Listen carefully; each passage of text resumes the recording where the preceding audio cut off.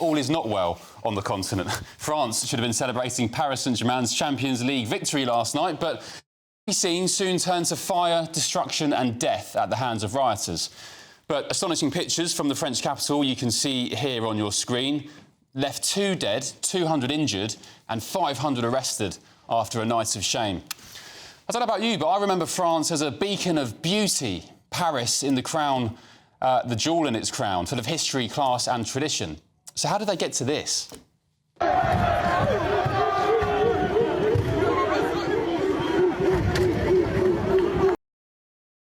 while Paris burned, flags of Morocco and Palestine were being proudly waved amid the flames.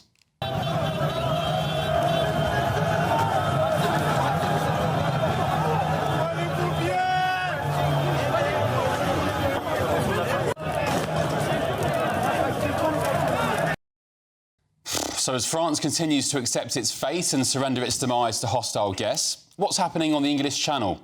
What kind of people are making the journey from Calais to Dover?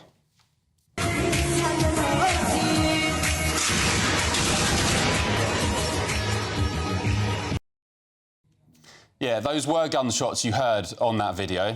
The question I have is, why would a refugee want to share a video of his journey to England accompanied by dubbed over gunshots? Who does that? Almost 1,200 unknown men from faraway lands came over to Britain yesterday on small boats. It's a disgraceful daily record that shames our political leaders and puts the safety of Britain at risk. Our women, our children. This is what the French police were doing at the time, standing and taking pictures. You can see it on your screen now. We give them £500 million a year for this. And this is today's Sunday Telegraph newspaper. Take a good look at the front page because it's a picture to remember.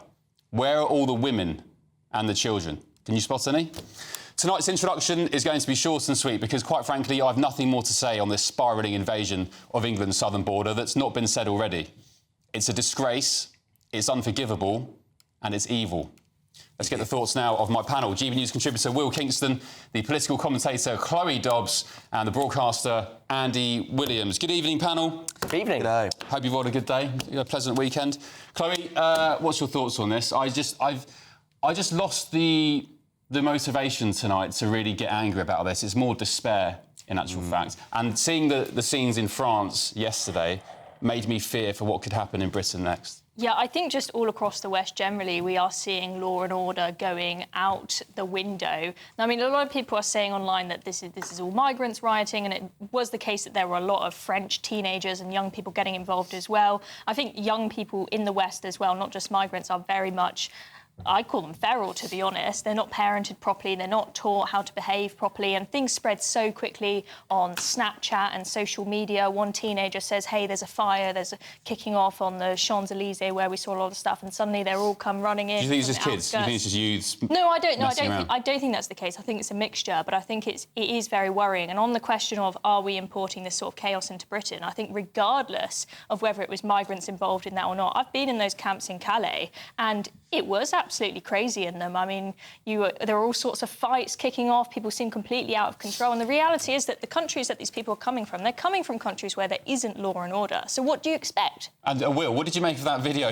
Actually, Nigel Farage shared it earlier. The video recorded on the 31st of May, which was, yes, yesterday, a boatload of migrants coming over, accompanied by gunshots dubbed over. I mean, what the hell's that about? Yeah, I'll get to that video. But, Chloe, I would expect that sort of fudge from Andy. I would not expect that sort of fudge from you. She's gone liberal. She's gone liberal, yeah, that's exactly right. This is not a youth problem in inverted commas. We all know, including the French Interior Minister, who said himself, this is the result of barbarians coming from cultures that do not share our values. Admittedly, the French love a riot. I get that entirely, and they've loved a riot for some time.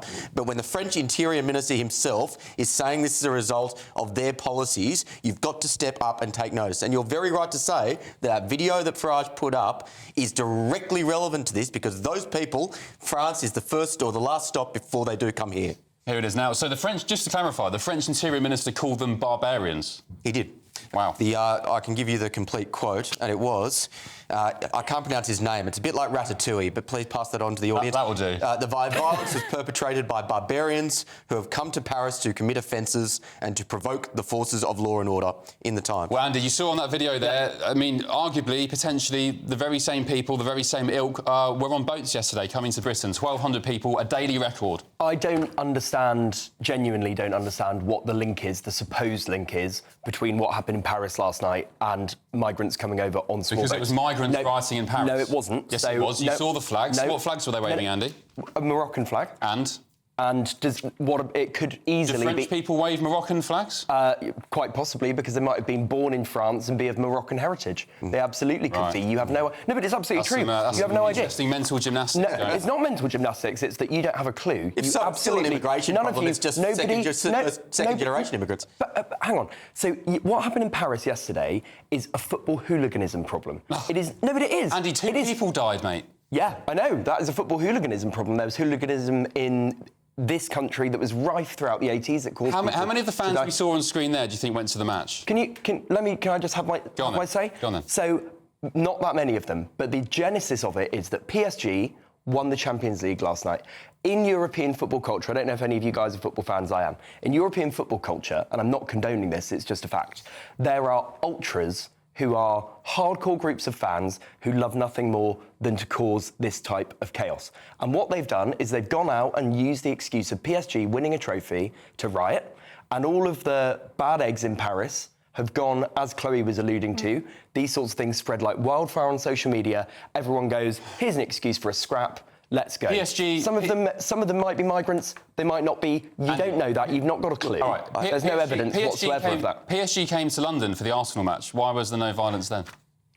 Well, firstly, because they hadn't won the biggest competition in football. Right, so PSG fans, so it's just because they won something they behave like, as the Interior Minister said, barbarians, 2 people die in circumstances unknown, but when they come to London, everything's fine. My point is that nobody here has given me even a shred of evidence that anything that happened last night was to do with migrants. Well, I imagine the French Interior Minister has pretty good evidence at hand to be able to make a comment like that. He didn't say that, though, Will.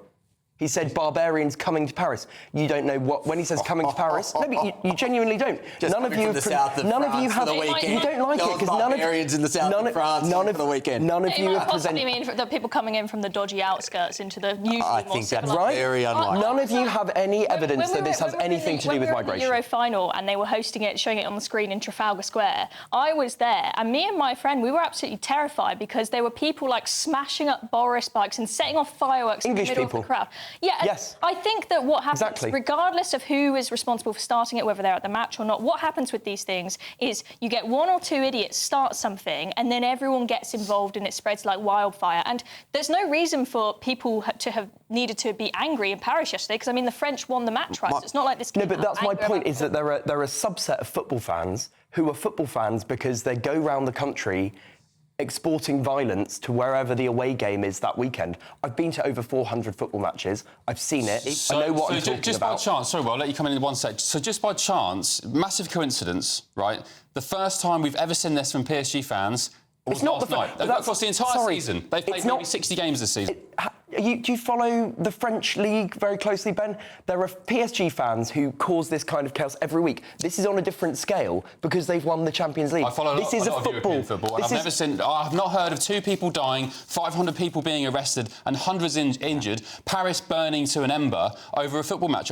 That's not been seen this season. I don't care what you say, Andy. I'm sorry, it's not been seen this season. Yeah. Well, sorry. The point is, even if the genesis of this was the football game, it is more likely that widespread violence will take place in a society where you do have this so-called multicultural policy, you have lower trust, and you have a position where people are simply, on edge. We've heard from people like David Betts, King's College Professor of War, that there are all the conditions in place in this country, in the United Kingdom, for civil war in the next 5 to 10 years. This is no longer something that was consigned to history. This is very much a possibility now, and we need to wake up to these types of threats. We had riots in this country last summer, and the vast preponderance of people who were rioting were British people, were white British people, were not migrants. They were as a result of cultural fracture. There is no excuse. Of the legal and illegal immigration policy. There is no excuse. In this country. Just finally, Andy, just 1,200, a record on the boats yesterday. Any comment on that?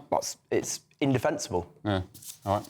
Is what it is, I guess. I mean, I don't know what to do about it. As I said, I'm just devoid of much anger anymore about it. Same story every week. I mean, how many talking points have we got on this channel to talk about the small boats? It's just, I'm just in complete despair, and I fear for the country. Actually, I fear for mainly women. I fear for children. I fear for my kids. But and the statement from the Home Office from that is, "Oh, don't worry, the plan is working. We're smashing the gangs." Yeah, right. Just blame the Tories. They're not interested in getting serious about the problem, bunch are of they? clowns.